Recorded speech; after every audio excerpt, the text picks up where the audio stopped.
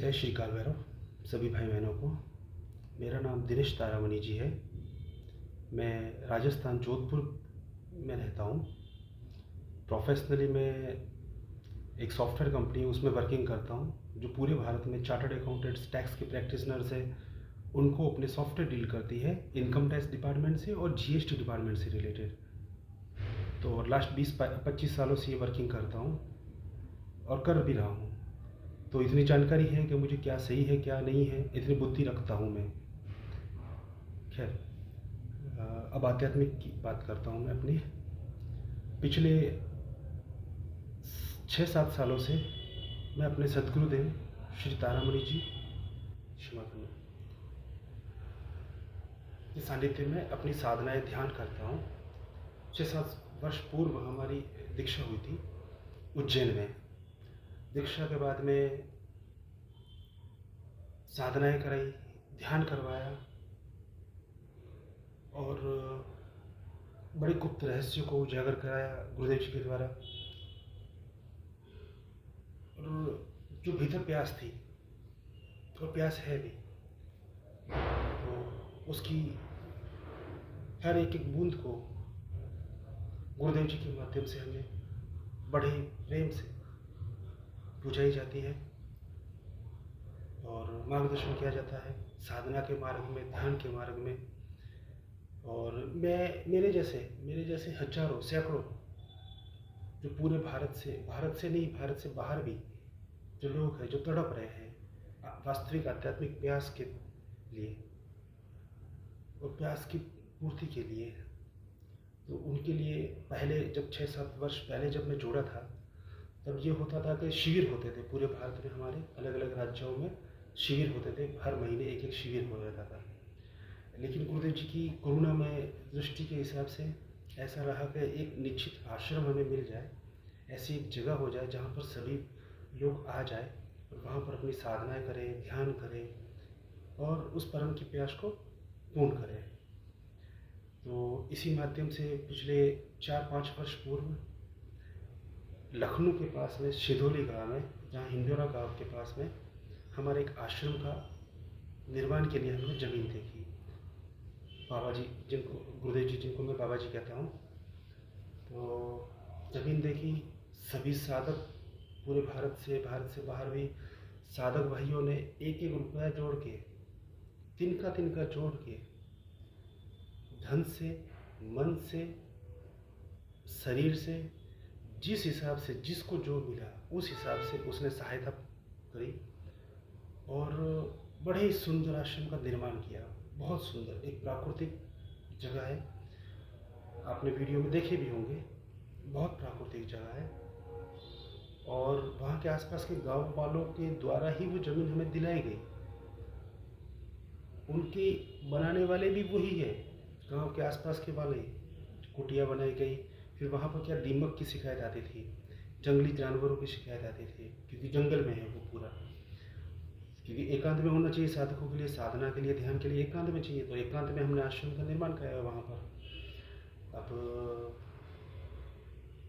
वहाँ पर जब बना वो, तो पूरे गांव ने सहयोग किया। सहयोग मतलब उनको पैसे दिए, उसके लिए आर्थिक सहायता जो भी उन्होंने करी, तो मतलब श्रम जो किया उनके लिए उनको पैसे दिए गए। लेकिन अब 4-5 वर्षों में जब साधक वहाँ पर आने शुरू हुए, साधनाएं वहाँ पर शुरू हुई, ध्यान के प्रयोग शुरू हुए, तो वहाँ की ख्याति बढ़ने शुरू हो गई।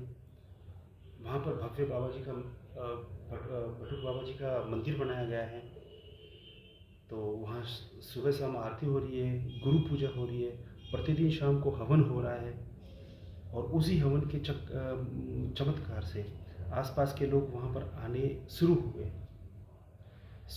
तो ये हुआ, सब अपने आसपास के गांव वाले समस्या लेके आए कि बाबा जी हमें ये ठीक कर दीजिए, हमारी ये समस्या। गुरुदेव जी ने हमें आदेश दिया था कि भाई जो भी है उनको जो हवन होता है उसकी भभूत का बोल दो लगाने के लिए, या आरती में आने के लिए बोल दो। जो बंदा, यहाँ तक कि सोराइसिस जैसी बीमारियाँ आश्रम की भूत लेके गए, हफ्ते 10 दिन में उनकी वो बीमारियाँ ख़त्म हो गई। जिनकी जो स्वप्न में मतलब डरते थे, या बहुत सारी भय के कारण, या बहुत सारी शारीरिक पीड़ा या मानसिक पीड़ा से ग्रसित थे, उनके सभी के दुख दूर होने शुरू हो गए। ये हुआ, आश्रम का तेज बढ़ना शुरू हो गया। तो आश्रम के आसपास में जो गांव वाले हैं, जो पोंगा पंडित हैं, उनकी दुकानें बंद होनी शुरू हो गई, लेकिन उनकी तो बंद हुई, लेकिन आसपास के गांव वालों को रोज़गार भी मिलना शुरू हो गया। क्योंकि वहाँ पर आश्रम में कोई अगर आता है, अगर 2-3 दिन, 10 दिन, हफ्ता अपनी साधना के लिए करता है, तो वो सामान कहाँ से खरीदता? वहीं से। आश्रम में जितने भी साधक या गुरु भाई हमारे रहते हैं, वो भी सामान वहीं से खरीदते हैं, आसपास के गांव वालों से। ठीक है। आश्रम में हवन की सामग्रियाँ है, या रहने खाने की सामग्रियाँ है, जो कुटियाएँ बनी गई उनकी सामग्रियाँ है, भवन बन रहे थे उनकी सामग्रियाँ है, या कोई बंदा अगर आ भी रहा है बाहर से, तो वहाँ पर ऑटो के जो 10-10 रुपये नहीं मिलते थे जिनको, वो 200-300 रुपये हमसे लेते थे आश्रम छोड़ने के। फिर भी हम खुशी खुशी देते थे उनको।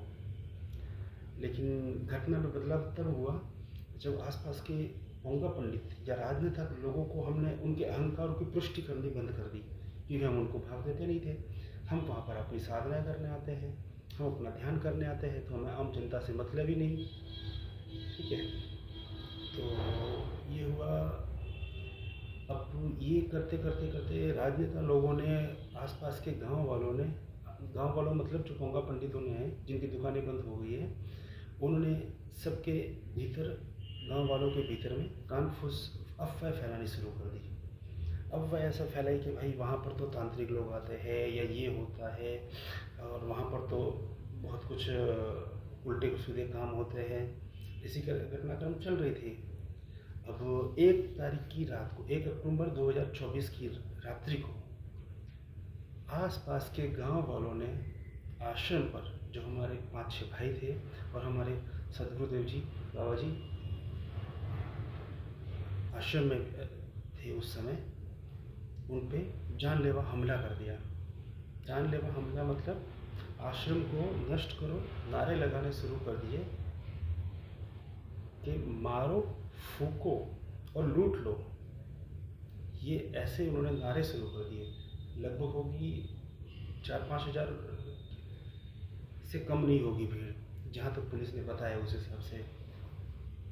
क्योंकि भीड़ का है, उसकी कोई संख्या फिक्स नहीं होती कि इतनी है, लेकिन उम्मीद है इतनी हो सकती है। कारण क्या?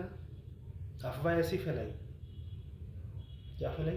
अफवाह ऐसी फैलाई कि आश्रम में लड़कियां आती है। हमारे आश्रम में किसी भी लड़की का अलाउ नहीं है। अगर आती है, साधना के लिए भी आती है, तो अपने परिवार का कोई सदस्य साथ में लाएगी, या अपने पति के साथ में आएगी, तभी उसकी एंट्री भी होती है, अन्यथा उसकी एंट्री होती नहीं है। गुरुदेव जी ने स्पष्ट मना किया हुआ है। तो आश्रम में एक लड़की, जिसका वो बार बार अफवाह फैलाई है उन्होंने, आश्रम में एक लड़की के बारे में बताए, बंगाल से लड़की मिली। बंगाल की लड़की की कथा ये है कि वो बाबा जी का सोशल साइट पे वीडियो देखा, और उसके भीतर ऐसी प्यास थी कि वो बिना पूछे घर से आ गई। आई, हमने आश्रम के द्वारा उनके परिवारजनों को बात करी, और शिविर में आई। वो ऐसे नहीं कि अकेली आई, शिविर जहाँ पर 50-100 लोग होते हैं उस समय आई। तो आई वहाँ पर 50-100 लोगों के साथ में, और सॉरी माफ़ कीजिएगा, आई, उसके घर वालों को सूचित किया गया और उसे दोबारा वापस भेज दिया गया। फिर दोबारा शिविर हुआ। उसकी प्यास ऐसी थी कि वो 2-3 दिन बाद ऐसे आई, और 2-3 बार उसे वापस आश्रम के द्वारा भेजा गया, उनके घर वालों को बता के बराबर। अब इस बार जब आई, वो 4-5वीं बार आई थिंक आई वो, तो आश्रम ने उसको बिल्कुल मना कर दिया कि आप भीतर नहीं आ सकते हैं, क्योंकि महिलाओं के यहाँ पर प्रवेश निषेध है। गुरुदेव जी ने हमें स्पष्ट मना किया। अब वो जब आश्रम में उसे मना कर दिया, तो वो भटकते मतलब जब जा रही थी, तो गांव वालों, पास में कोई लक्ष्मणपुर गांव है, वहाँ पर एक चक्की पे बैठ गई कुछ देर के लिए, और रोने लगी कि भाई मुझे तो आश्रम में जाना है, और कोई मेरी मदद कर दो, आश्रम पे जाना है, मतलब मुझे आश्रम में प्रवेश दिलवा दो।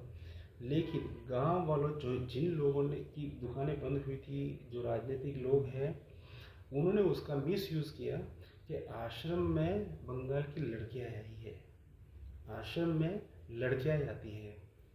अब एक साधिका आई है साधना करने के लिए, ठीक है, और हम उसे प्रवेश इसीलिए नहीं दे रहे कि उसके परिवार की अनुमति नहीं है।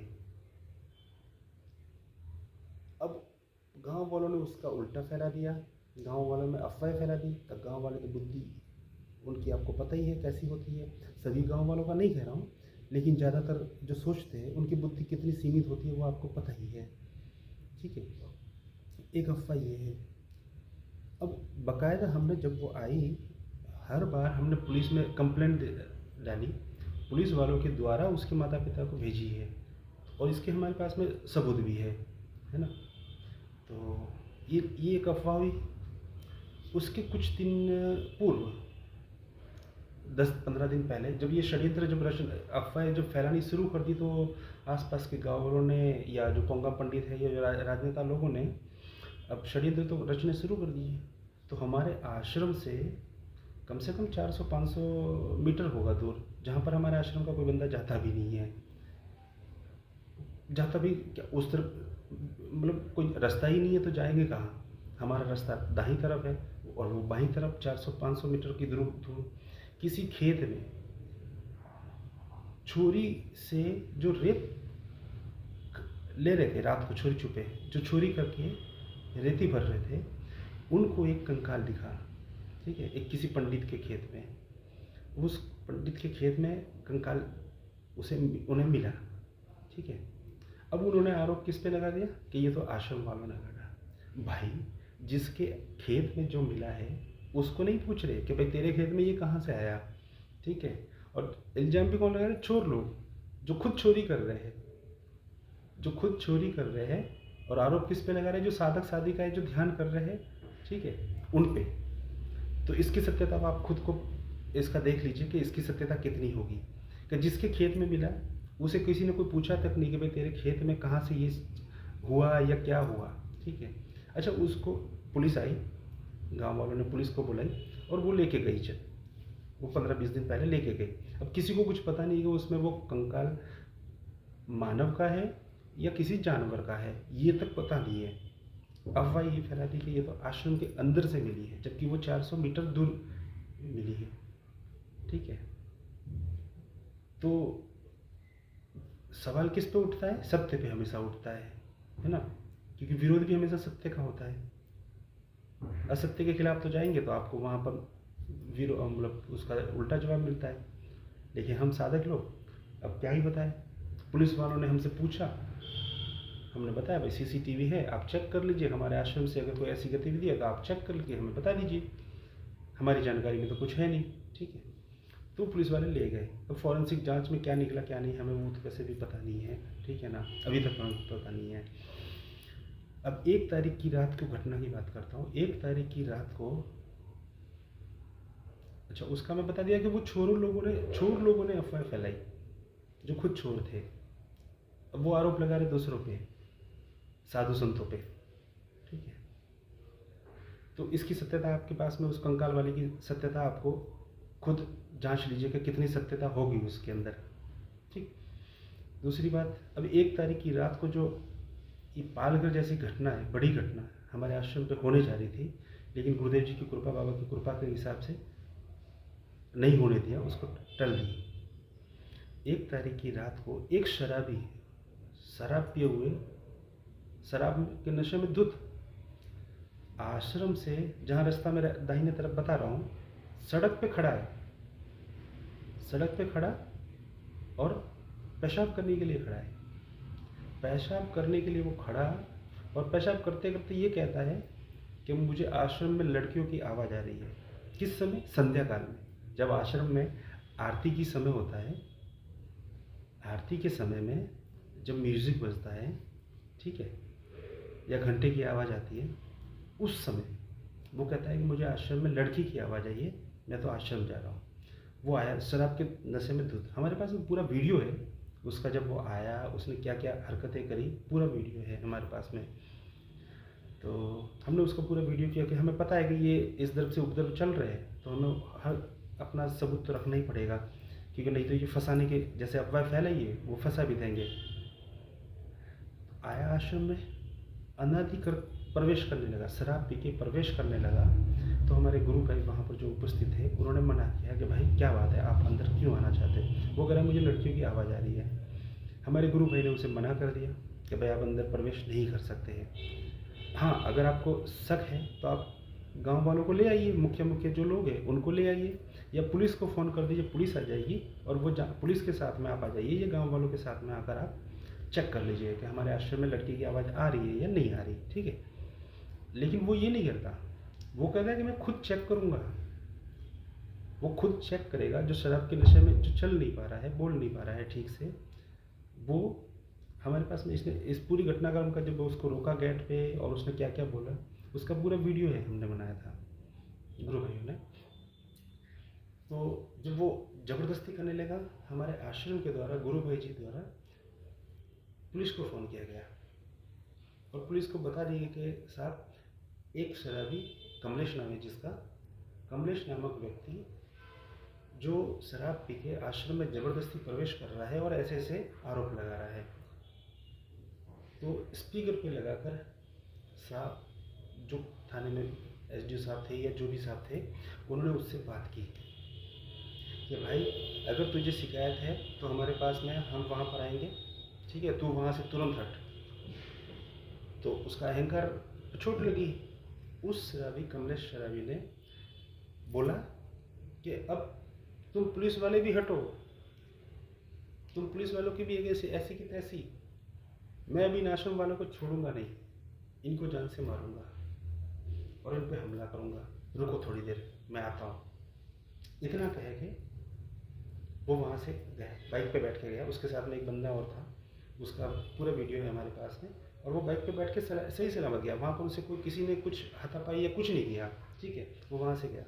अब जाते समय कहीं पे रास्ते में वो गिरा, या हो सकता है कहीं पे उसकी चोट लगी हो पहले से, या किसी और के साथ में उसकी हाथापाई हुई हो। हमें अंदेशा है कि वो गिर ही गया होगा, क्योंकि इतनी शराब पी होता है, बाइक चलाने में मुश्किल हुई होगी, तो गिरा। अब वो चोट लेके पैर पे उसकी चोट जो लगी, वो चोट को दिखा के पूरे गांव वालों में, आसपास में जो पोंगा पंडित और ये जो राजनेता लोग थे उनके पास में गया अपने, क्योंकि ये तो एक मोहरा था, इसको तो आगे किया गया था, उनके पास में गया। उन लोगों ने आसपास के जितने गाँव वालों में अफवाह फैलाई तुरंत, क्योंकि प्लानिंग तो इनकी पहले काफ़ी समय से चल रही थी। तुरंत वहाँ पर हजारों की तादाद में लाठी डंडों से लैस होके, यहाँ तक कि भाई साहब पेट्रोल बम लेके हमारे आश्रम पे हमला कर दिया। अच्छा, हमले से पहले ड्रोन चलाए गए हमारे आश्रम पे, देखने रेकी करने के लिए कि आश्रम में कितने बंदे हैं, कौन कहाँ पर है, क्या गतिविधियाँ चल रही है, ठीक है। ये बहुत बड़ा षड्यंत्र है साहब, साधु संतों के खिलाफ। तो रेकी कराई गई और आश्रम पे हमला कर दिया। हमारे गुरु भाइयों को छोटे भी आई बहुत सारी। हमने तुरंत फ़ोन किया, सोशल साइट पे भी डाला, आपने देखा भी होगा, सहायता के लिए, पुलिस की सहायता के लिए हमने तुरंत फ़ोन किया, पुलिस आई। लेकिन पुलिस वालों पे भी गांव वालों ने हमला कर दिया, क्योंकि उनमें इतना विष फैला दिया गया था उन राजनेताओं लोगों ने, उन पोंगा पंडितों ने, कि उनको साधु संत नहीं दिख रहे थे, उनको बाबा भैरवनाथ का मंदिर नहीं दिख रहा था, उनको कुछ नहीं दिख रहा, वो अंधे हो गए थे उस विष के कारण। उनके दिमाग में इतना षड्यंत्र और इतना विष फैला दिया था, उनकी बुद्धि इतनी खराब कर दी गई थी कि उनको केवल उन साधु संतों की, उन आश्रम वालों की हत्या चाहिए थी, उनको केवल मारना था, उनको केवल जान से मारना और उस आश्रम को ध्वस्त करना ही उनका उद्देश्य एकमात्र था। नहीं तो अगर कोई बंदे को अगर शक है, अगर कोई गतिविधियाँ गलत होती तो आप गांव वाले आए, ठीक है, आकर आप चेक कर लेते कि भाई आश्रम में हमें ऐसी ऐसी सूचना मिली है गुरुदेव जी से। अच्छा, गुरुदेव जी हमारे उन लाठी वाले पत्थर बरसा रहे हैं गांव वाले, हम गुरुदेव जी, गुरु भाई सब रोक रहे हैं उनको हाथ से, उन पे पत्थर बरसा रहे हैं, उन पे लाठियों से हमला कर रहे हैं। बताइए भाई साहब, अगर 1 मिनट की भी देरी हो गई होती 1 मिनट की भी देरी हो गई होती, क्योंकि हजारों की तादाद में मॉब है और उसका क्या भरोसा वो क्या करने गई थी। उद्देश्य तो यही था कि मारना है उनको, आश्रम को तबाह करना है, जिस आश्रम को बड़े प्रेम से हमने बनाया था। तिनका तिनका चोट के या श्रम के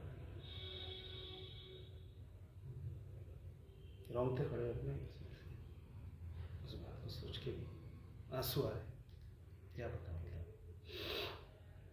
तो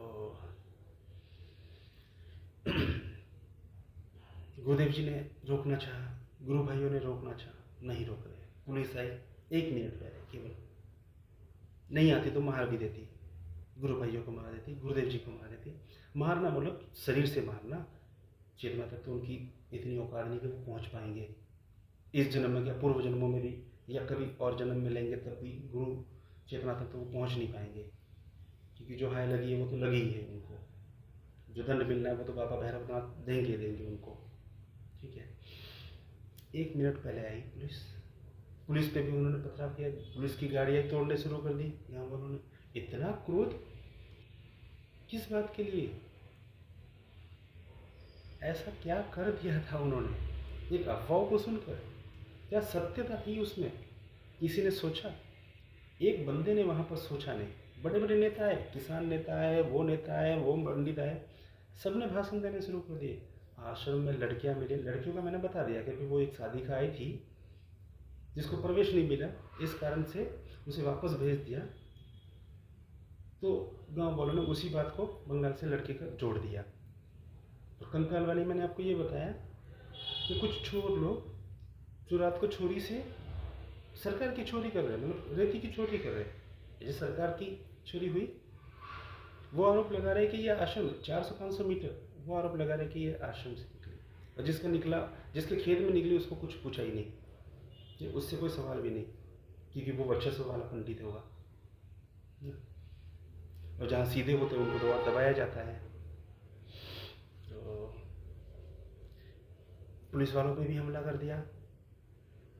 पुलिस वालों ने, और आसपास की जितनी पुलिस थी थानों की, उन्होंने सभी का, कम से कम 8-10 थानों की पुलिस आई होगी, तब जाके भी वो मॉब नहीं रुकी। अंत में पीसीआर आई।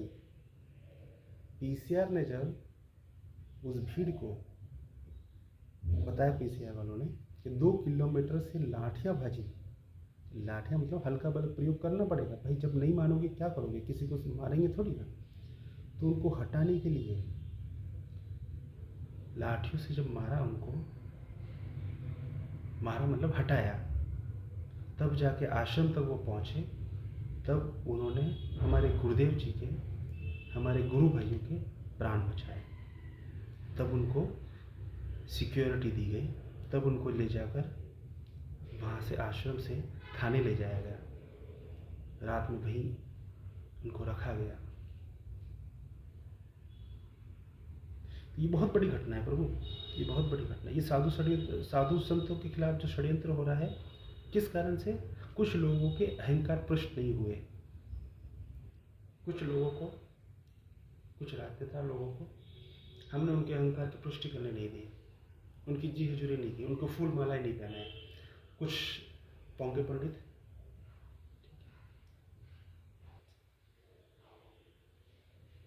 पंडित, जिनकी दुकानें बंद होनी शुरू हो गई क्योंकि आश्रम में भीड़ आने शुरू हो गई।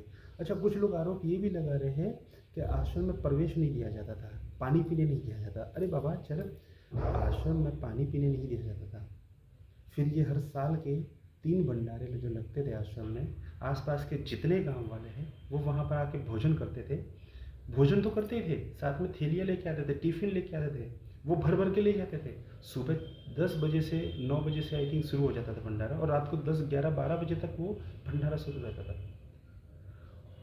हमने अपने हाथों से उनको भोजन करवाया है, जिनके सबूत हमारे पास में है।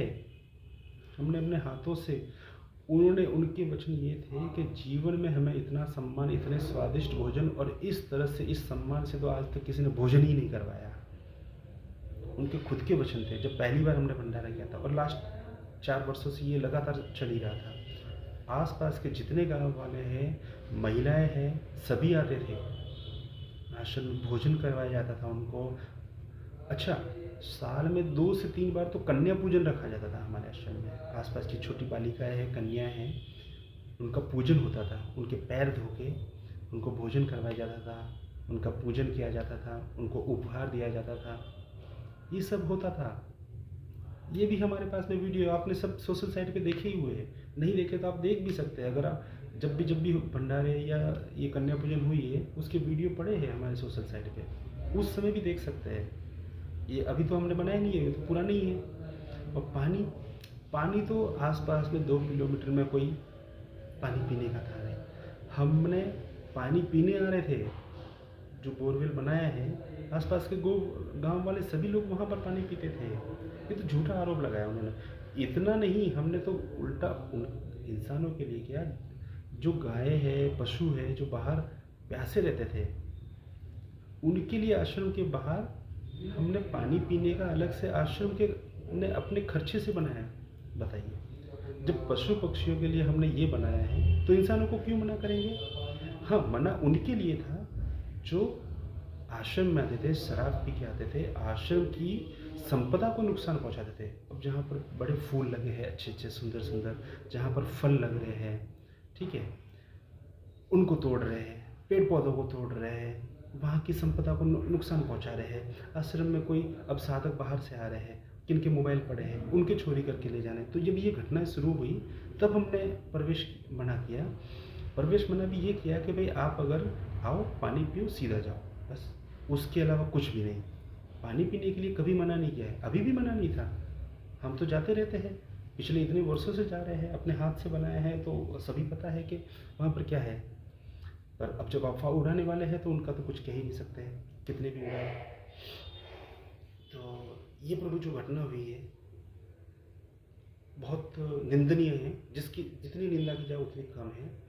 सरासर गलत अफवाहें उड़ाई गई आश्रम के खिलाफ कि वहाँ पर कंकाल मिले गए, जो कि हमें ऐसा लग रहा है कि वो उन्हीं के द्वारा षड्यंत्र रचा गया है। ठीक है, लड़की वाली के तो पता ही थी, वो एक शादी का है बेचारी, जो अपनी साधना के लिए आती थी। अब उसकी प्यास इतनी है कि वो घर से बिना पूछे आ जाती थी। लेकिन हमारे नियम ऐसे है कि हम बिना पूछे उनको प्रवेश नहीं देंगे जब तक घर वालों की स्वीकृति नहीं होंगी। क्योंकि दुनिया ने जब प्रवेश नहीं दिया तो इतना आरोप लगा दिया, प्रवेश देते और वो वहाँ रहती होती तो क्या करते बताइए आप खुद ही सोचिए। तो इसी, क्योंकि आजकल आरोप लगाना बहुत आसान है, साधु संतों पर तो आरोप बिल्कुल आराम से आप लगा सकते हैं। तो इन्हीं आरोप से बचने के लिए हमने उसको प्रवेश नहीं दिया। अब वो उन हाथों में पहुंच गई जो इसका मिसयूज़ करने लगे। अंत में फिर पुलिस के द्वारा ही हमने इसकी भी जानकारी पुलिस में दी है, हर बार हमने पुलिस में दी है। उनके माता पिता को फ़ोन करके के बुलाया है, वो आए हैं, उसे लेकर गए हैं। तो ये जितनी भी अफवाह है उस पर विश्वास ना कीजिए प्रभु, उस पर विश्वास ना कीजिए, ये तो सरासर अफवाह है। वैसे ही सनातन को बदनाम करने के लिए तो बड़े बड़े षड्यंत्र चल रहे हैं, सभी को पता है। तो आप उसका हिस्सा ना बनिए। और गांव वालों से निवेदन है कि बड़े प्रेम से बनाया था हम लोग आश्रम, बहुत प्रेम से, एक एक पौधा, एक एक ईंट, तिनका तिनका जोड़ के बनाया था। पल भर में आपने कुछ अफवाहों के कारण क्षण में उसे तबाह कर दिया, क्षण में तबाह कर दिया। कुछ सोचा भी नहीं आपने, एक पल भी नहीं सोचा कि जहाँ पर आप भंडारा खाने जाते हैं, जहाँ पर आपके आसपास में वातावरण शुद्ध हो रहा है, आश्रम से पहले वहाँ पर ऐसी बंजर भूमि थी कि लोग आने से पहले डरते थे, लोग आने से पहले डरते थे। जब से आश्रम बना है, आसपास के लोग रात को कभी भी आ जा सकते हैं, कभी भी आ जा सकते हैं, कोई भय नहीं। उनको पता है कि आश्रम वाले रहते हैं अंदर। लाइटों की सुविधाएं हमने करी वहाँ पर अपने आश्रम पास, जहाँ अंधकार था, भय भय से डरते थे सब लोग। वहाँ पर लाइटें हुई, हवन हुई, पूजा आरती, साधनाएं, ध्यान हुए। इतनी ऊर्जित जगह, क्षण भर भी आपने सोचा नहीं एक पल भी कैसे आपके हाथ चले होंगे उन साधु संतों पे, कैसे लाठियां आपकी चली होगी उन पे, कैसे उनको आपने घायल किया, जो बेचारे चुपचाप अपनी साधना करने के लिए बैठे हैं। बहुत निंदनीय है, बहुत निंदनीय है।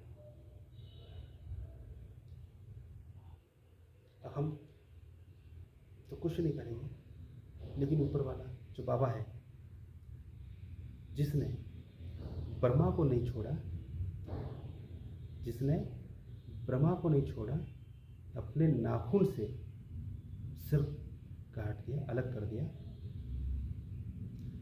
उस बाबा के, भैरवनाथ के साधकों पे, उपासकों पे आपने इतने कष्ट दिए उनको, क्या वो आपको क्षमा कर देगा? कर दे तो बाबा की कृपा है, बाबा की कृपा है, उसको पता है सबको क्या करना है। उन्हें तो इस जग के लिए ब्रह्मांड का पता है उन्हें तो। लेकिन बहुत हमारे गुरुदेव जी, हमारे बाबा जी की आंखों में 2 तारीख को जब वीडियो देखा, आंखों में अश्रु आए।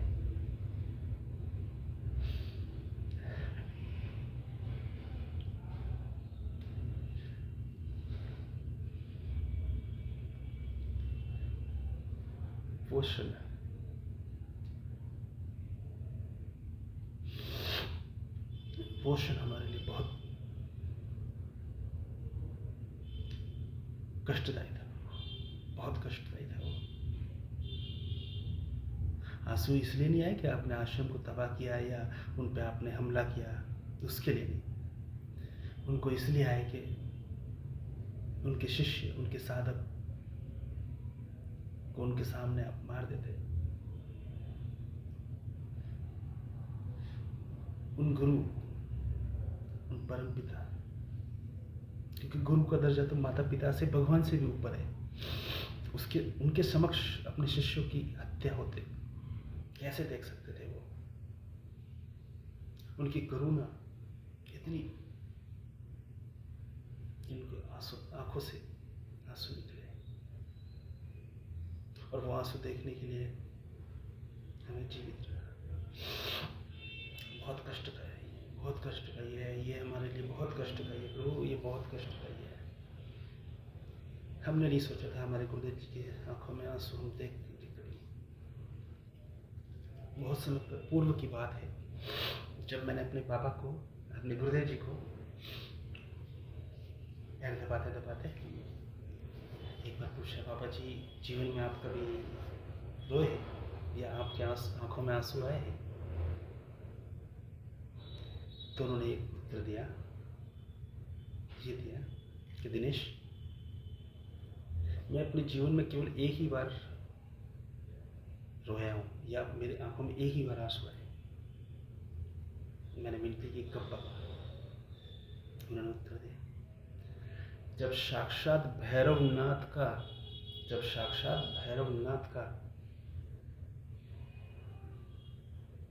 दर्शन, जब मेरे बाबा, मेरे गुरुदेव साक्षात भैरवमय हुए,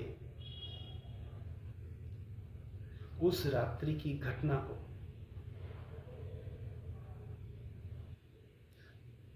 जब उनकी प्यास तृप्त हुई, तब उनको आंखों में आंसू आए थे। इतनी बड़ी घटना हुई तब आंखों में आंसू आए थे उनके।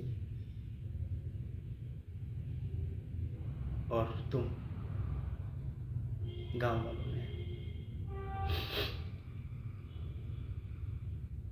मेरे बाबा पे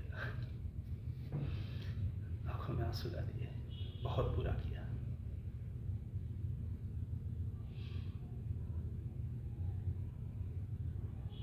भोलेनाथ देख रहा है सब कुछ, इसे क्षण क्षण की पता है।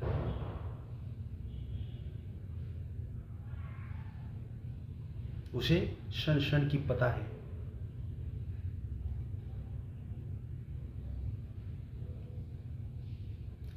जो काल से परे है,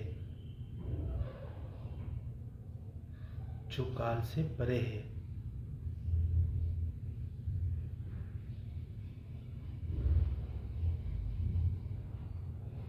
काल भैरव,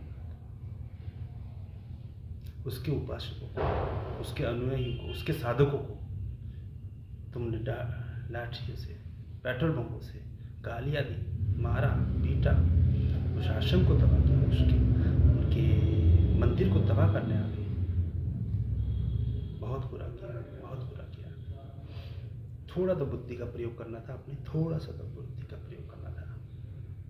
क्या करने जा रहे हैं आप?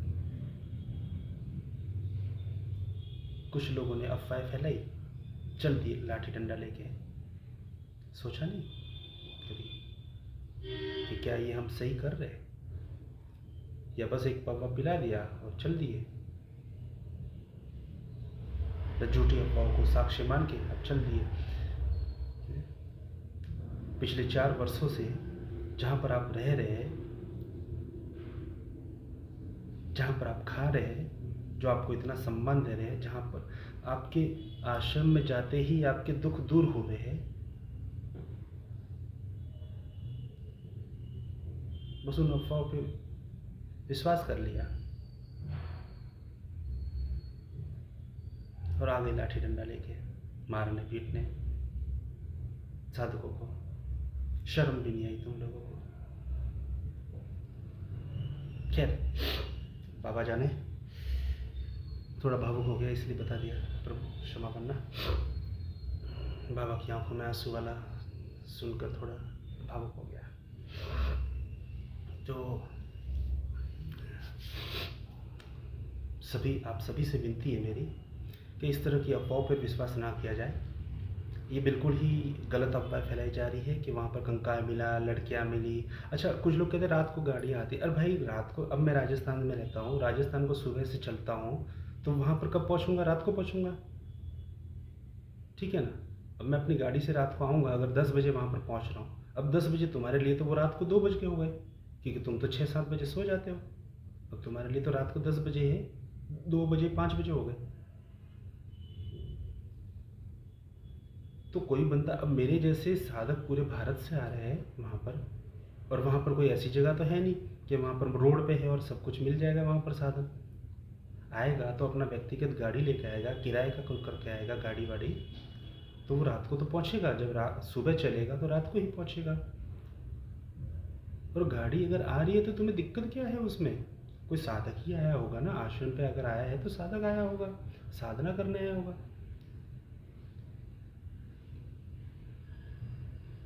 इससे भी दिक्कत बताओ, रात को गाड़ियाँ आती है वहाँ पर, तो गाड़ियाँ नहीं आएगी तो कैसे आएंगे वहाँ पर, आश्रम पहुँचेंगे कैसे, ये भी तो बताओ। थोड़ा तो सोचो यार, सोचते ही नहीं बस। आश्रम से 400-500 मीटर किसी खेत में एक कंकाल मिला है, पता भी नहीं कि वो जानवर का है कि इंसान का, और तुम लोग ये कहते हो कि वो आश्रम वालों ने गाड़ा है। बताओ, इतनी भी बुद्धिहीन कैसे हो सकता है कोई इंसान? एक शराबी जो शराब के नशे में आधा किलोमीटर दूर पेशाब करने के लिए रुका, और उसने आकर बोला तुम गांव वालों को कि गांव, मुझे तो आश्रम में लड़की की आवाज़ सुनाई दे रही। अरे भाई, लड़की की आवाज़ सुनाई दे रही है तो आप सब लोग आ जाते शांति से पूछने, आश्रम की कोना कोना छान आते, लड़की मिलती, पुलिस को लेके आ जाते साथ में। लड़की मिलती या कोई गलत गतिविधियां मिलती, तब तो आप कहते उसको, तब तो आप सजा देते, तब तो आप दंड देते। आपके पास में साक्ष्य कुछ नहीं। एक शराबी ने कहा कि मुझे लड़के की आवाज़ आ रही है, उसकी बात पे विश्वास लेके आप लाठी डंडों को लेकर साधु संतों पे मारने आ गए। कुछ चोरों ने बताया कि वहाँ पर कंकाल आश्रम वालों ने गाड़ा है, बस उन चोरों की बातों में आके आप आक्रमण करने आ गए। एक लड़की जो शादी का साधना करने आ रही है, अब उसको आश्रम में प्रवेश नहीं दिया गया क्योंकि वो अकेली थी। अब ये तो सही है ना? अकेली थी इसलिए उसे प्रवेश नहीं दिया, उसके वापस लौटा दिया गया। अब उसका भी तुमने लोगों ने बोला कि बंगाल से लड़कियां आती है वहाँ पर, रात को गाड़ियाँ आती है। गाड़ियाँ भाई कैसे नहीं आएगी रात को? जब आश्रम होगा तो वहाँ पर साधु संत तो आएंगे, दूर दूर से आते हैं। जो दूर से आएगा बंदा, सुबह चलेगा तो वो रात तक तो पहुँचेगा।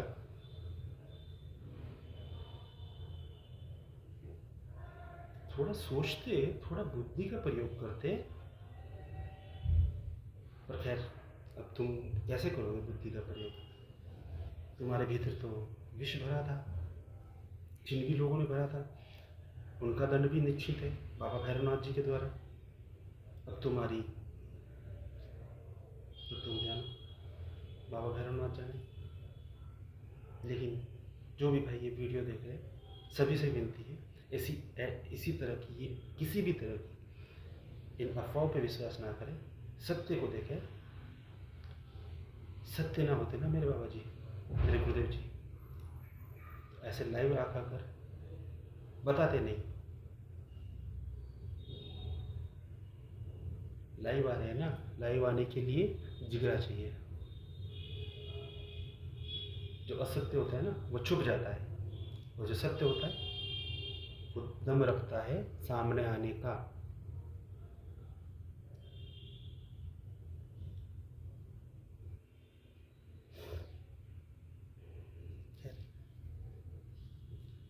तो प्रभु, अब हमारे आश्रम पे तो जो हुआ वो सब आपके सामने है, लेकिन आप सभी से विनती है, और भी आश्रम में हमारे हैं पूरे भारतवर्ष में, सनातन धर्म के, हिंदू धर्म के, उनको बचा लीजिए, उनको बचा लीजिए। उन पे ऐसे लांछन, ऐसे आरोप लगाने से पहले कुछ सोचिए। साधु संतों पे आरोप लगाने से पहले कुछ सोचिए कि आप क्या करने जा रहे हैं, उसकी सत्यता जानिए। पत्रकारिता का पॉइंट भूल गया मैं। पत्रकारों ने जब ये घटना हुई, मैंने स्वयं बहुत सारे न्यूज़ चैनल पर फ़ोन किया, प्रभु आप वहाँ जाइए, वहाँ का सत्य बताइए। और घटना के बाद में भी हम सत्य बताना जा रहे हैं कि इन अफवाहों पे वीडियो ना बनाइए, हमारा सत्य कम से हम आप लोगों को बताइए तो सही कि वहाँ पर सत्य क्या है। पता है क्या क्या कहते हैं वो सभी पत्रकार, सारे न्यूज़ चैनल वाले कहते हैं, आप कितना पैसा दोगे, आप कितना पैसा दोगे। अगर आप पैसा देते हो, जितना भी, इतना इतना, सबका अलग अलग कैटेगरी वाइज है उनकी भी, इतना पैसा देते हो तब हम आपका सत्य दिखाएंगे, बताएंगे। वरना हमें तो इस अफवाह पे जो टीआरपी मिलती है उससे इनकम हो रही है। बताइए, अब सत्य को भी दिखाने के लिए पैसा देना पड़ता है, क्या कष्ट है ये। सारे न्यूज़ चैनल वाले, बहुत सारे न्यूज़ चैनल वालों को तो हमने स्वयं ट्विटर किए, सोशल साइट पे फ़ोन करिए, कोई नहीं सुनता, सबको पता है, लेकिन कोई सुनता नहीं। अगर हम मर जाते वहाँ पर, कुछ लोग मर जाते, तब आते वो वहाँ अपनी रोटियाँ सेकने, राजनेता लोग, पत्रकार लोग। पालघर का भी यही हुआ, अफवाह फैलाई, बच्चों को उठा रहे, मार दिया साधु संतों पे, क्या निकला? कुछ नहीं। यही अफवाह हमारे साथ में फैलाई, हमें भी मारने का प्लान था, लेकिन कृपा गुरुदेव जी की, बाबा भैरवनाथ जी की, कि कुछ होने ना दिया। लेकिन प्लान तो षड्यंत्र रचने वालों ने बड़ा तगड़ा बनाया था मारने का। अफवाह तो बड़ी जोर से फैलाई थी। कष्ट सबको मिलने वाला है, दंड सबको मिलेगा बाबा भैरवनाथ जी के द्वारा। लेकिन पत्रकार, आपसे भी विनती है, सच को दिखाइए। अगर सच दिखाने की हिम्मत ना हो तो अपनी पत्रकारिता को ऐसे कलंकित ना कीजिए।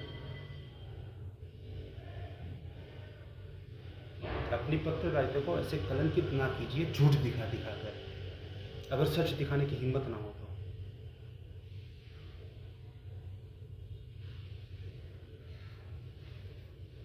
चलिए, बहुत लंबा वीडियो हो गया, आप सभी ने बड़े प्रेम से सुना, सत्य को सुना। सत्य पे विश्वास करना ना करना आपके ऊपर है, आपकी भी बुद्धि है, आप सोचेंगे। आपका धन्यवाद। बाबा भैरवनाथ सबको